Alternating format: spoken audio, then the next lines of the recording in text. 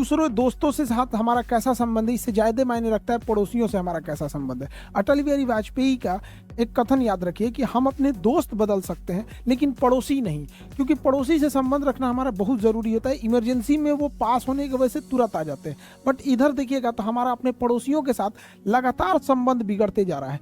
इसी कड़ी में मालदीव हमारा एक काफ़ी अच्छा सहयोगी देश था, बट वहाँ के जो प्रेसिडेंशियल इलेक्शन जीत के आए हैं मोहम्मद मोइजू, तो मोहम्मद मोइजू पूरी तरह से एंटी इंडिया हैं। इन्हें चाइना फंडिंग देता है।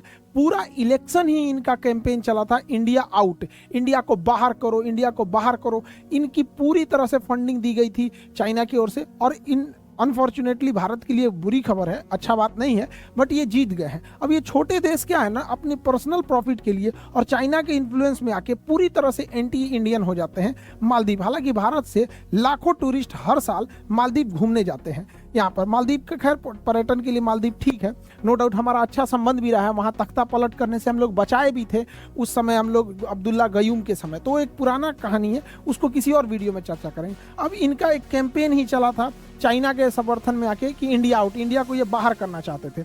देखिए 2021 में भारत और मालदीव एक समझौता करते हैं। मालदीव का एक आइलैंड है उथुरू थिला फालू, ये उटपटांग नाम है, उनके भाषा का नाम है। इस आइलैंड पर भारत मालदीव के लिए एक कोस्ट गार्ड स्टेशन बना रहा था, एयरपोर्ट बनाया था, और उनकी ट्रेनिंग के लिए यहाँ पर भारत ने अपने कुछ जहाज़ों को भेजा था, और इसमें जयशंकर साहब भी थे, और काफ़ी डेवलपमेंट को लेके ये आगे बढ़ गया था। और मालदीव चूँकि यहाँ मेजर शिपिंग रूट पे है, यहाँ पे भारत का भी पकड़ बनाना जरूरी है यहाँ पे।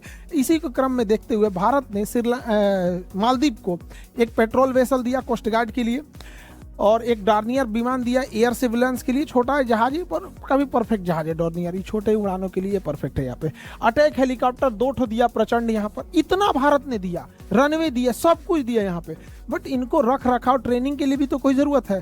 तो 75 भारतीय जवान जो है वहाँ पर मालदीव में है ताकि वो इन्हें ट्रेनिंग दे सके।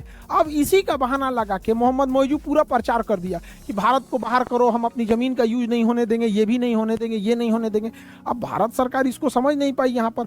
हालांकि हम लोग ये 75 लोग को रख के क्या हो गए, उन्हीं को ट्रेनिंग दे रहे थे, लेकिन वो इस चुनाव में जीत गया, कर हम बाहर करेंगे। इससे क्या है, भारत का मोराल गिरेगा, और चाइना और पाकिस्तान के लिए तो एक तो उनके लिए मोराल ऑफ होने की बात हो जाएगी। अब वो पक्का इन लोग को क्या करेगा, बाहर करेगा। जबकि खुद सोचिए, हम लोग तो मालदीव की भलाई कर रहे थे यहाँ पर, बट भारत को भी ना ऐसे सेंसिटिव इशू पे देखना चाहिए कि अगर ये चुनाव का मुद्दा बन रहा है, ये हमारे भी खुफिया एजेंट को ये पता होना चाहिए कि एक छोटा सा मैटर 75 लोग के लिए भारत का एक मुद्दा बना देगा। वापस बुला लो 75 को, भैया ये जहाज हमने तुम्हें दिया है, नहीं चलाने आएगा, तुम समझो हेलीकॉप्टर तुम्हारा डूबेगा, पानी है इसका जाएगा यहाँ पे। हम अब भलाई भी करो, नेकी कर, दरिया में डाल वाला हाल हो गया यहाँ पे।